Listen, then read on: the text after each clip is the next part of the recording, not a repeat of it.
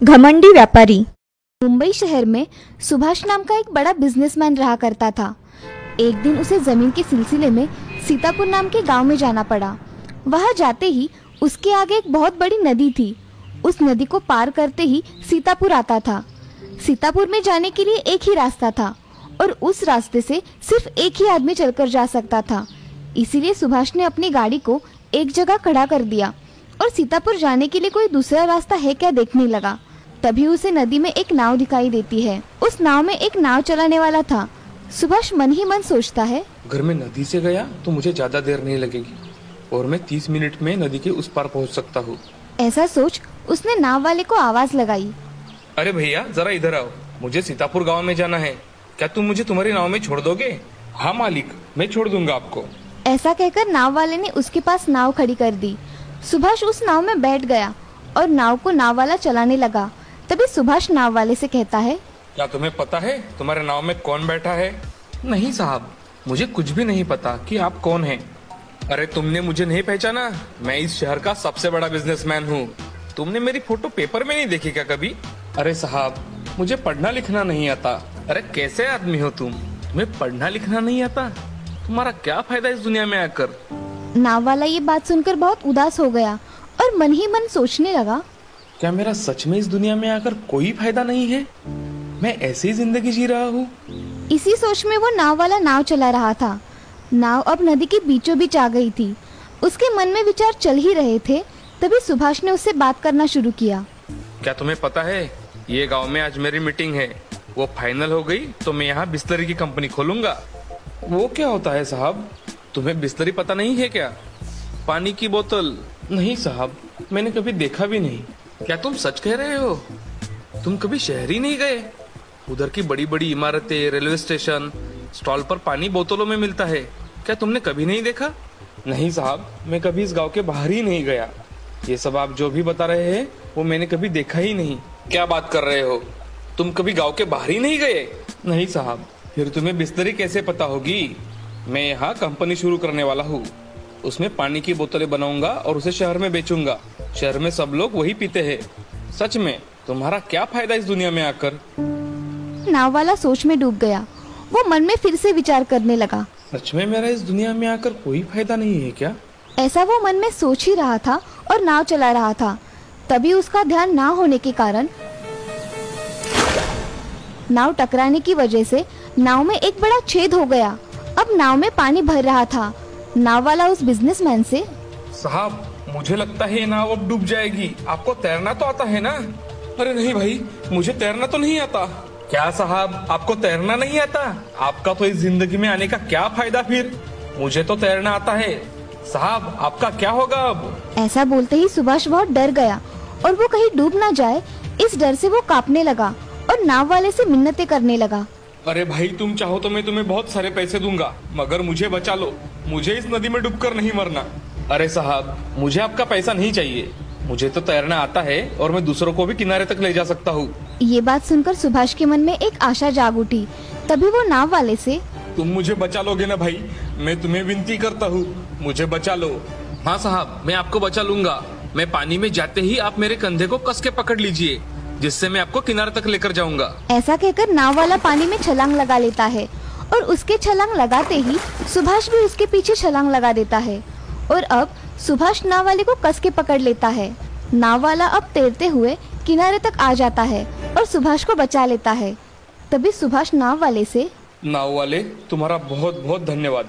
मुझे तुमने बचाकर मुझ पे एहसान कर दिया है। बोलो तुम्हें क्या चाहिए?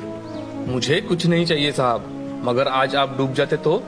अगर मुझे भी तैरना नहीं आता तो कैसा होता? सभी के पास सब नहीं होता, मगर इस दुनिया में हर व्यक्ति अलग अलग होता है। हर इंसान की अपनी अलग अलग खूबी होती है। आप मुझे कह रहे थे ना कि मेरा जिंदगी में आकर क्या फायदा, तो देख लिए साहब मेरा फायदा। ये सब सुनकर सुभाष की आंखें जैसे चमक ही गई और वो शर्म से नीचे देखने लगा। तभी सुभाष नाव वाले से, नाव वाले, सच में मुझसे गलती हो गई, मुझे माफ कर दो। मैं आज से किसी का अपमान नहीं करूंगा, मुझे क्षमा कर दो भाई। ठीक है साहब, चलो अब आप जाओ गाँव में। ऐसा कहकर नाव वाला और सुभाष रास्ते से गांव चले जाते हैं और बाद में सुभाष अपने घर चला जाता है। इस कहानी से हमें ये सीख मिलती है कि जिंदगी में हमेशा किसी को कम नहीं समझना चाहिए। हर एक की अपनी अपनी खूबी होती है और हमें उसे पहचान कर हमेशा तारीफ करनी चाहिए। जिंदगी में कोई छोटा या बड़ा नहीं होता। एक सुंदरपुर नाम के शहर में शीला नाम की औरत रहा करती थी। उसको एक बेटा था जिसका नाम था सुरेश। सुरेश बहुत ही होनहार था। वह एक बड़े कंपनी में काम किया करता था। एक दिन सुरेश एक फूल वाले की दुकान पर गया। उसे ऑफिस कार्यक्रम के लिए बुके लेना था, इसीलिए वह बुके लेने के लिए एक दुकान के सामने खड़ा रहा। वहाँ उसने एक बुके देख रखा था। तभी उसने सामने देखा तो एक लड़की उससे पूछ रही थी, साहब आपको ये वाला पसंद आया है तो पैक कर दूं? हाँ, ये वाला पैक करके दो। कितने रुपए हुए आपके? साहब 300 रुपए हुए। ये लो तुम्हारे पैसे। वैसे तुम्हारा नाम क्या है? मेरा नाम रेशमा है। मैं यहाँ फूल बेचकर अपना गुजारा करती हूँ। ऐसा कहकर सुरेश वहाँ से बुके लेकर ऑफिस के लिए निकल गया। मगर उसके दिमाग में रेशमा के बारे में विचार आने लगे। वह सोच रहा था कि ये सब क्या हो रहा है। एक दिन रेशमा की दुकान पर सुरेश ऐसे ही फूल लेने गया। तब उसे रेशमा दिखती है। वह एक फूल खरीदता है और रेशमा को देता है। तभी सुरेश रेशमा से, रेशमा, मैं तुम्हें बहुत पसंद करता हूँ। क्या तुम मुझसे शादी करोगी? साहब मैं आपके लायक नहीं हूँ। मैं कहाँ गरीब और आप अमीर, ऐसे कैसे हो सकता है? मैं इन सब बातों को नहीं मानता, इसलिए मैं तुमसे शादी करना चाहता हूँ। क्या आपके घर वाले मुझे बहू के रूप में स्वीकार करेंगे? मेरी माँ इस शादी को नहीं मानेगी, मगर मैं शादी करके घर चला जाऊंगा तो वो हमें स्वीकार कर लेगी। सच में ऐसा होगा? हाँ। तो मैं शादी करने के लिए तैयार हूँ। सुरेश ये सब सुनकर अगले महीने शादी करने का निश्चय करता है। तभी रेशमा और सुरेश एक दूसरे को समझ लेते हैं। वह दोनों एक दूसरे को पसंद करते हैं। सुरेश ये सब सुनकर अगले महीने शादी करने का निश्चय करता है। तभी रेशमा और सुरेश एक दूसरे को समझ लेते हैं। वह दोनों एक दूसरे को पसंद करते हैं। अब वह मंदिर में जाकर शादी कर लेते हैं और शादी करने के बाद सुरेश कहने के मुताबिक उसे अपने घर लेकर चला जाता है। उसकी माँ उसे देखती है तो बहुत खुश हो जाती है, मगर उसके साथ लड़की देख उससे पूछती है, अरे सुरेश, ये कौन है तुम्हारे साथ? माँ, ये रेशमा है। मैंने इससे शादी कर ली है। अब ये इस घर की बहू है। ये क्या कह रहे हो बेटे? मैंने तुम्हारे लिए कितने अच्छे रिश्ते देखकर रखे थे और तुमने इस गरीब से शादी कर ली।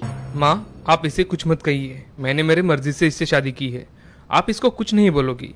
और रहा सवाल गरीबी का, तो मैं सिर्फ इंसान देखता हूँ, पैसा नहीं। उसकी ये बातें सुन शीला, ठीक है बेटा, तुम कह रहे हो तो मैं इसे अपनी बहू मान लेती हूँ, मगर इसे हमारे तौर तरीके सीखने होंगे।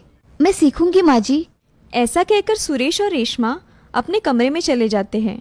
अब अगले दिन रेशमा अपने घर में किचन में खाना बनाती है। वह बहुत अच्छा खाना बनाती है और घर के सारे काम कर लेती है। उसकी सास शीला को ये बात अच्छी नहीं लगती, क्योंकि शादी उसकी मर्जी के खिलाफ हुई थी। अब एक दिन शीला रेशमा से, अरे रेशमा, मेरे लिए जरा चाय लेकर आना। जी माँ जी, अभी लाती हूँ। ऐसा कहकर रेशमा उन्हें चाय लेकर आती है। चाय लाने में थोड़ी देर हो जाती है तो शीला उसे कहती है, अरे बहू, चाय बना रही हो या खीर बना रही हो? नहीं माँ जी, ये देखो मैं ले आई। शीला चाय पीकर देखती है तो उसे चाय का स्वाद बहुत अच्छा लगता है, मगर बहू को कुछ बुरा भला कहने के लिए उसे कहती है, अरे बहू, चाय तो ढंग से बनाया करो, इसमें कुछ स्वाद ही नहीं है। माँ जी, मैं दूसरी बना कर लाऊं?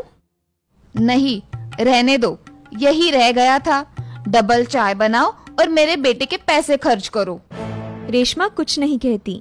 थोड़ी देर बाद रेशमा किचन में काम करने के लिए निकल जाती है। उस दिन शीला रेशमा के लिए बहुत सारे कपड़े धोने के लिए निकालती है। तभी, बहू, ओ बहू, सुनती हो? यहाँ कपड़े पड़े हैं, धो देना। रेशमा वहाँ आकर देखती है तो वहाँ इतने सारे कपड़े पड़े होते हैं। उन्हें देख रेशमा अपनी सास से, हाँ माँ जी, मैं धो दूंगी, अब चिंता मत करिए। ऐसा कहकर रेशमा अपना घर का काम निपटाकर 3 बकेट कपड़े धो डालती है और उसे सुखाने के लिए टेरेस पर चली जाती है। थोड़ी देर में रेशमा कपड़े सुखाकर आ जाती है। अब नीचे आकर उसकी सास ने बाहर से टहलकर आने के बाद पैर साफ नहीं किए और वैसे ही घर भर घूमती ही रही। ये देख रेशमा समझ गई कि माँ जी जानबूझकर ऐसे कर रही है। ये देख शीला रेशमा से, अरे बहू, घर देखो कितना गंदा हो गया है, देखो जरा, इसे जल्दी साफ करो। जी माँ जी, अभी कर देती हूँ। ऐसा कहकर रेशमा अपना घर साफ कर देती है और सबके लिए खाना लगाने के लिए किचन में आ जाती है। खाना जल्दी जल्दी गर्म करके परोसती है। सभी खाना खाने के लिए बैठ जाते हैं। तभी रेशमा सबको खाना परोसती है। तब सुरेश बोलता है, रेशमा, खाना बहुत अच्छा बना है। रेशमा ये सब देख मुस्कुराई, मगर शीला को ये बात बिल्कुल पसंद नहीं आई। वह मन में कुछ सोचकर खाना खा लेती है और सोने चली जाती है। अगले दिन रेशमा खाना बनाती है और कुछ काम याद आने की वजह से किचन से बाहर चली जाती है। और तभी शीला किचन में आकर सब्जी में बहुत सारा मिर्च पाउडर डाल देती है और दूसरी सब्जी में बहुत सारा नमक डाल देती है। ये सब डालने के बाद शीला किचन से बाहर जाकर हॉल में बैठ जाती है। अब शीला रेशमा से बोलती है, अरे बहू, ओ बहू, आज खाना नहीं बनाया क्या? बनाया है ना माँ जी, मैं आपको खाना परोस देती हूँ। नहीं, अभी नहीं, अभी सुरेश आएगा, उसके साथ ही खाना खाऊंगी। ठीक है माँ जी, मैं बाकी के काम कर लेती हूँ। हाँ ठीक है।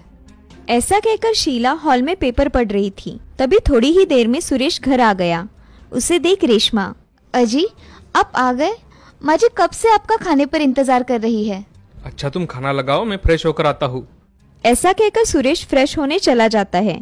तभी रेशमा सब खाना गरम करके टेबल पर लगा देती है और खाना परोसती है। तभी रेशमा उसकी सास को आवाज देती है, माँ जी आइए, खाना लगा दिया है। हाँ आई। ऐसा कहकर शीला मन ही मन मुस्कुराई और खाना खाने टेबल पर आ गई। अब सुरेश भी आ गया। अब दोनों खाना खाने के लिए बैठ जाते हैं। तभी शीला एक निवाला खाती है तो उसे सब्जी बहुत तीखी लगती है। वह उसे वही थूकती है। थू थू थू थू थू थू। अरे ओ कमबख्त, अभी मारना चाहती हो क्या तुम मुझे? क्या हुआ माँ जी? अरे खाने में क्या मिलाया है तुमने? इतना तीखा, और ये सब्जी तो मैं खा भी नहीं सकती। अरे माँ, ऐसा क्यों कह रही हो? रेशमा खाना तो बहुत अच्छा बनाती है। अरे तू भी खा के देख, फिर बोल। सुरेश एक निवाला खाता है तो एक ही मिनट में वह निवाला बाहर निकाल डालता है और रेशमा से बोलता है, अरे रेशमा, तुमने आज खाना कैसे बनाया है? इतना तीखा और इतना नमक खाने में कोई डालता है क्या? अजी मुझे सच में नहीं पता ये कैसे हुआ, मैंने कम ही नमक डाला था। रेशमा, अगली बार ऐसी गलती नहीं होनी चाहिए, समझी? ऐसा खाना बनाओगी तो माँ तुम पर और गुस्सा हो जाएगी। जी अगली बार मैं ध्यान रखूंगी। अच्छा, ये खाना डाल दो और दूसरा खाना जल्दी बनाओ, मैं बाहर हूँ। जी मैं अभी बनाती हूँ। ऐसा कहकर रेशमा किचन में जाकर खाना बनाती है, मगर मन में सोचती है कि ये कैसे हुआ? मैंने तो नमक और मिर्च पाउडर सही तरीके से डाली थी, ये कैसे हो गया? रेशमा अब जल्दी जल्दी में खाना बना लेती है और खाना बनाकर सबको फिर से बुला लाती है। तभी सारे खाना खाने बैठ जाते हैं और खाना खा लेते हैं। सबको खाना खाते देख रेशमा बहुत खुश हो जाती है। वह सुरेश से, अजी आपका बहुत बहुत धन्यवाद, आपने मुझे समझा और फिर से खाना खाने के लिए आ गए। अरे आते कैसे नहीं? खाना नहीं खाते तो भूखा ही सोना पड़ता। ऐसा कभी हो सकता है भला? मैं आप दोनों को भूखा सोने दूं? चलो मैं सोने जा रहा हूँ। तुम तुम्हारा काम जल्दी खत्म करो और आ जाओ। जी मैं काम खत्म करके आती हूँ। ऐसा कहकर रेशमा किचन का काम करने चली जाती है। सुरेश भी सोने के लिए चला जाता है। शीला भी सोने चली जाती है और मन में बहुत खुश हो जाती है। शीला मन ही मन में, आज कैसे सबक सिखाया है रेशमा के बच्ची को। ऐसा कहकर शीला खुशी खुशी सो जाती है। अगले दिन शीला घर में बैठी थी तो उसके घर में एक दूर की रिश्तेदार सुमन आती है। कोई है घर में? अरे सुमन आओ ना, कैसे आना हुआ? अरे तुम्हारे ही काम से आई हूँ। ये देखो लड़की, तुम्हारे बेटे के लिए बहुत पैसे वाली है और ढेर सारा दहेज भी मिलेगा। अरे उसका अब क्या फायदा? क्या हुआ, तुम ऐसे क्यों बात कर रही हो? अरे मेरे बेटे ने छुपके से शादी कर ली, अब मैं कुछ नहीं कर सकती। अरे शीला देखो, अगर तुमने तुम्हारी बहू को इस घर से निकाल दिया तो तुम लाखों रुपए की मालकिन बन सकती हो और तुम्हारे बेटे का भविष्य उज्जवल हो जाएगा। हाँ तुम सही कह रही हो, मैं कुछ करती हूँ। मैं अभी चलती हूँ। जी। ऐसा कहकर सुमन वहाँ से चली जाती है और शीला दिन भर उस बारे में सोचती रहती है। तभी रेशमा कपड़े सुखाने के लिए टेरेस पर चली जाती है तो शीला के दिमाग में एक विचार आता है और शीला खुद से, इस रेशमा के बच्ची को अगर मैं छत से धक्का दे दूं तो किसी को खबर भी नहीं होगी और मुझ पर नाम भी नहीं आएगा। ऐसा सोचकर शीला छत पर चली जाती है और देखती है कि रेशमा कपड़े सुखा रही है। तभी शीला उसे धक्का देने ही वाली थी कि रेशमा कपड़े डालने के लिए दूसरे बाजू चली जाती है। शीला जोर से आने की वजह से पैर फिसलकर नीचे गिर जाती है। उसे बहुत चोट आ जाती है। तब रेशमा उनके पास जाकर, अरे माँ जी, आप कैसे गिर गई? उठिए, मुझे हाथ दीजिए। शीला दर्द से बहुत तड़प रही थी। वैसे ही उसने रेशमा को हाथ दिया। पड़ोसियों की मदद से रेशमा ने उसकी सास को अस्पताल लेकर आई और उनका अच्छी तरह से इलाज करवाया।